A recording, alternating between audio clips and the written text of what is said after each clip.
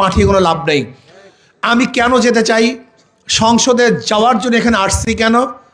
MP হওয়ার জন্য না। 2-1 ডজন এমপির যে শ্রদ্ধা সম্মান আল্লাহ পাক তার চেয়ে কম দেনে বেশি দিছে আলহামদুলিল্লাহ। থাকার জন্য, খাওয়ার জন্য যতটুকু অর্থের প্রয়োজন আল্লাহ তার চেয়ে কম দেনে ভালোই দিছে, ভরপুর দিয়েছেন। তা বলতে পারেন হুজুর তাহলে আসছেন কেন? আমি এখানে সম্মান পাওয়ার জন্য আসিনি, অর্থ কামাই করার জন্য আসিনি। এখানে আসছি কেন এটা বুঝতে হবে। আমি এই স্টেজে, এই চেয়ারে বসে যদি 1000 বছর বক্তৃতা করি, সেই বক্তৃতা আইন হবে না, কিন্তু সংসদে 5 মিনিট আলোচনা করলে সেটা আইন হবে। আমি এখানে 1000 বছর আলোচনা করলো এদেশের টাকা বিদেশে পাচার করা রোধ করতে পারবো না, কিন্তু সংসদে 5 মিনিট কথা বললে সমস্ত জালেমদের বিরুদ্ধে টাকা রোধ করার বিরুদ্ধে ইনশাআল্লাহ আইন পাস করতে পারবো।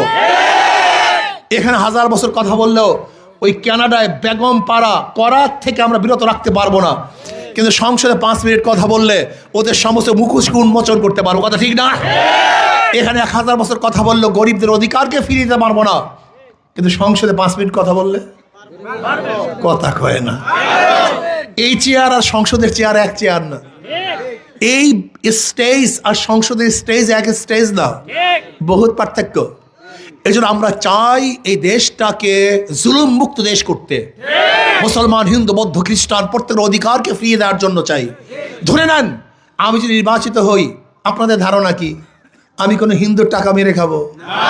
কোনো হিন্দু মেয়ের টিজিং করবো, ধর্ষণ করব, সিলোথানি করব? তার মানে আমি নির্বাচিত হলে সমস্ত হিন্দু মেয়েরা আমার কাছে নিরাপদ। যদি আমি নির্বাচিত হই কোনো হিন্দু ব্যক্তির দোকানদার ব্যবসার মধ্যে ভাগ বসাবো, চাঁদা তুলবো, তার মানে আমার কাছে সমস্ত হিন্দুদের ব্যবসা প্রতিষ্ঠান নিরাপদ। আমার কাছে সমস্ত হিন্দুদের ধর্মীয় প্রতিষ্ঠানগুলি নিরাপদ। তার মানে আমি নির্বাচিত হলে জুলুম থাকবে না, অত্যাচার হবে না, অবিচার হবে না, সাম্য, মানবিক মর্যাদা, সামাজিক ন্যায় বিচার প্রতিষ্ঠিত হবে। প্রত্যেকটা মানুষের অধিকারকে ফিরিয়ে দেব। আমি বিশ্বাস করি আল্লাহ যদি আমাকে কবুল করেন, কমপক্ষে আমার কনস্টিটিউশনের মধ্যে মিথ্যা মামলা, কেউ মিথ্যা মামলায় হয়রান হবে, এটা হতে দেব না ইনশাআল্লাহ। এটা হতে পারবে না, বিশ্বাস করেন, এটা হতে পারবে না। কোনো মায়ের বুক খালি হবে না, কোন স্ত্রী বিধবা হবে না ইনশাআল্লাহ, কোনো বাচ্চা এতিম হবে না ইনশাআল্লাহ। আমি চেষ্টা করব সাম্য, মানবিক মর্যাদা, সামাজিক ন্যায় বিচার প্রতিষ্ঠা করতে। যুবকদেরকে কর্মসংস্থান কিভাবে করা যায় সেই ব্যবস্থার জন্য চেষ্টা করব। আমার মা বোনদের ইজ্জত আবরুকে রক্ষা করার জন্য চেষ্টা করব। খাস করে আমি আমার বাখেরগঞ্জ বাবাদেরকে বলবো, ওদেরকে বারবার নির্বাচিত করেছেন, ওরা কি করেছে আপনারা দেখেছেন, ওরা কি করতে পারে তাও আপনারা জানেন, কিন্তু আমাকে একবারও দেখেন নাই। কিন্তু যদি মনে করেন এই বাংলাদেশটাকে জুলুম মুক্ত দেশ করার জন্য, অন্যায় অবিচারকে চিরতরে রোধ করার জন্য, দুর্নীতিকে চিরতরে কবর রচনা করার জন্য যদি আপনারা সবাই চান, তাহলে আসুন। এই কাজ শুধু আমার না, এই কাজ আমাদের সবার। এই দায়িত্ব আমার না, এই দায়িত্ব আমাদের সবার।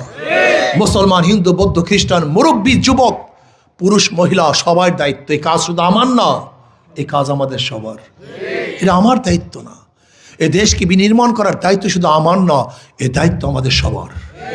কারণ যদি আমার কথার আস্থা থাকে যে আমি গরিবদের টাকা মারবো না, জুলুম করবো না, অত্যাচার করবো, চাঁদাবাজি করবো না, যদি আমার কথার আস্থা থাকে, আমি অনুরোধ করব একটা বার চেষ্টা করুন, একটা বার ঝাঁপিয়ে পড়ুন।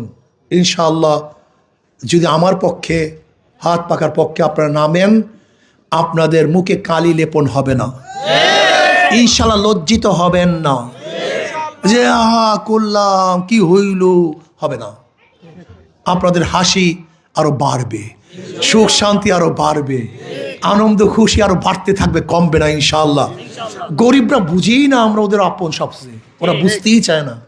সবচেয়ে বড় সমস্যা এই, যাদের শরীরের মধ্যে হারামের রক্ত নেই, যার বাবার শরীরের মধ্যে হারামের রক্ত নাই, যার দাদার শরীরের মধ্যে হারামের রক্ত নাই, তারাই পারে হারাম মুক্ত, সন্ত্রাস মুক্ত, দুর্নীতি মুক্ত দেশ করতে। অন্য কেউ পারবে না, সম্ভব না। এই জন্য আসুন, এই কাজটা আমাদের সবার। আজকের থেকে সবার কাজ মনে করে, আর মাত্র কয়েকটা দিন, আগামী 12 তারিখ যুদ্ধ হবে, সেই যুদ্ধে ইনশাআল্লাহ আমাদেরকে বিজয় অর্জন করতে হবে। কি রাজি আছেন না আমার যুবক বাবারা? না রাগ টাগ করছেন আপনারা? ঘটনা কি বুঝলাম না কিছু। যদি রাজি থাকে 2 হাত তুলেন আলহামদুলিল্লাহ।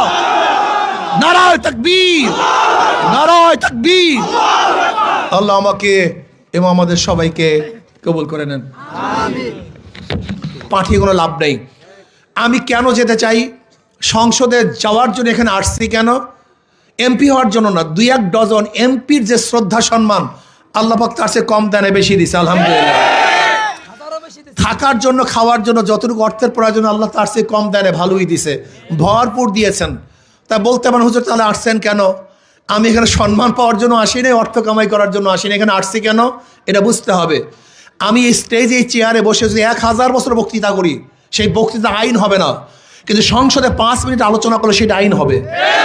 আমি এখানে 1000 বছর আলোচনা করলেও এদেশের টাকা বিদেশে পাচার করা রোধ করতে পারবো না, কিন্তু সংসদে 5 মিনিট কথা বললে সমস্ত জালেমদের বিরুদ্ধে টাকা রোধ করার বিরুদ্ধে ইনশাআল্লাহ আইন পাস করতে পারবো।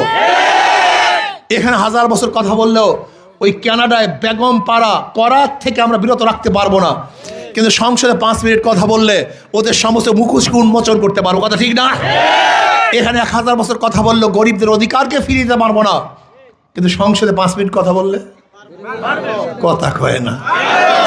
এই চেয়ার আর সংসদের চেয়ার এক চেয়ার না। এই স্টেজ আর সংসদের স্টেজ এক স্টেজ না, বহুত পার্থক্য। এই জন্য আমরা চাই এই দেশটাকে জুলুম মুক্ত দেশ করতে। মুসলমান, হিন্দু, বৌদ্ধ, খ্রিস্টান প্রত্যেকের অধিকারকে ফিরিয়ে দেওয়ার জন্য চাই। ধরে নেন আমি যদি নির্বাচিত হই, আপনাদের ধারণা কি আমি কোনো হিন্দুর টাকা মেরে খাবো? কোন হিন্দু মেয়ের ইফটিজিং করব, ধর্ষণ করব, সিলোথানি করব? তার মানে আমি নির্বাচিত হলে সমস্ত হিন্দু মেয়েরা আমার কাছে নিরাপদ। যদি আমি নির্বাচিত হই কোনো হিন্দু ব্যক্তির দোকানদার ব্যবসার মধ্যে ভাগ বসাবো, চাঁদা তুলবো, তার মানে আমার কাছে সমস্ত হিন্দুদের ব্যবসা প্রতিষ্ঠান নিরাপদ। আমার কাছে সমস্ত হিন্দুদের ধর্মীয় প্রতিষ্ঠানগুলি নিরাপদ। তার মানে আমি নির্বাচিত হলে জুলুম থাকবে না, অত্যাচার হবে না, অবিচার হবে না, সাম্য, মানবিক মর্যাদা, সামাজিক ন্যায় বিচার প্রতিষ্ঠিত হবে। প্রত্যেকটা মানুষের অধিকারকে ফিরিয়ে দেব। আমি বিশ্বাস করি আল্লাহ যদি আমাকে কবুল করেন, কমপক্ষে আমার কনস্টিটিউশনের মধ্যে মিথ্যা মামলা, কেউ মিথ্যা মামলায় হয়রান হবে, এটা হতে দেব না ইনশাআল্লাহ। এটা হতে পারবে না, বিশ্বাস করেন, এটা হতে পারবে না।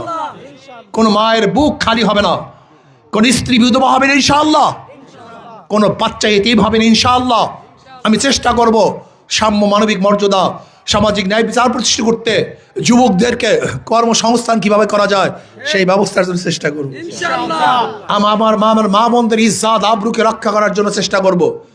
খাস করে আমি আমার বাখেরগঞ্জ বাবাদেরকে বলবো, ওদেরকে বারবার নির্বাচিত করেছেন, ওরা কি করেছে আপনারা দেখেছেন, ওরা কি করতে পারে তাও আপনারা জানেন, কিন্তু আমাকে একবারও দেখেন নাই। কিন্তু যদি মনে করেন এই বাংলাদেশটাকে জুলুম মুক্ত দেশ করার জন্য, অন্যায় অবিচারকে চিরতরে রোধ করার জন্য, দুর্নীতিকে চিরতরে কবর রচনা করার জন্য যদি আপনারা সবাই চান, তাহলে আসুন। এই কাজ শুধু আমার না, এই কাজ আমাদের সবার।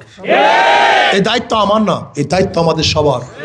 মুসলমান, হিন্দু, বৌদ্ধ, খ্রিস্টান, মুরব্বী, যুবক, পুরুষ, মহিলা, সবার দায়িত্ব। এই কাজ শুধু আমার না, এই কাজ আমাদের সবার। এটা আমার দায়িত্ব না। এ দেশকে বিনির্মাণ করার দায়িত্ব শুধু আমার না, এ দায়িত্ব আমাদের সবার। কাজে যদি আমার কথার আস্থা থাকে যে আমি গরিবদের টাকা মারবো না, জুলুম করবো না, অত্যাচার করবো, চাঁদাবাজি করবো না, যদি আমার কথার আস্থা থাকে, আমি অনুরোধ করব একটা বার চেষ্টা করুন, একটা বার ঝাঁপিয়ে পড়ুন। ইনশাআল্লাহ যদি আমার পক্ষে, হাত পাকার পক্ষে আপনারা নামেন, আপনাদের মুখে কালি লেপন হবে না, ইনশাআল্লাহ লজ্জিত হবেন না যে আহা করলাম কি হইল, হবে না। আপনাদের হাসি আরো বাড়বে, সুখ শান্তি আরো বাড়বে, আনন্দ খুশি আরো বাড়তে থাকবে, কমবে না ইনশাআল্লাহ। গরিবরা বুঝেই না আমরা ওদের আপন, সবচেয়ে ওরা বুঝতেই চায় না। সবচেয়ে বড় সমস্যা এই, যাদের শরীরের মধ্যে হারামের রক্ত নেই, যার বাবার শরীরের মধ্যে হারামের রক্ত নাই, যার দাদার শরীরের মধ্যে হারামের রক্ত নাই, তারাই পারে হারাম মুক্ত, সন্ত্রাস মুক্ত, দুর্নীতি মুক্ত দেশ করতে। অন্য কেউ পারবে না, সম্ভব না। এর জন্য আসুন, এই কাজটা আমাদের সবার। আজকের থেকে সবার কাজ মনে করে, আর মাত্র কয়েকটা দিন, আগামী 12 তারিখ যুদ্ধ হবে, সেই যুদ্ধে ইনশাআল্লাহ আমাদেরকে বিজয় অর্জন করতে হবে। কি রাজি আছেন না আমার যুবক বাবারা? না রাগ টাগ করছেন আপনারা? ঘটনা কি বুঝলাম না কিছু। যদি রাজি থাকে 2 হাত তুলেন আলহামদুলিল্লাহ। নারায়ে তাকবীর, নারায়ে তাকবীর। আল্লাহ আমাকে এবং আমাদের সবাইকে কবুল করে নেন।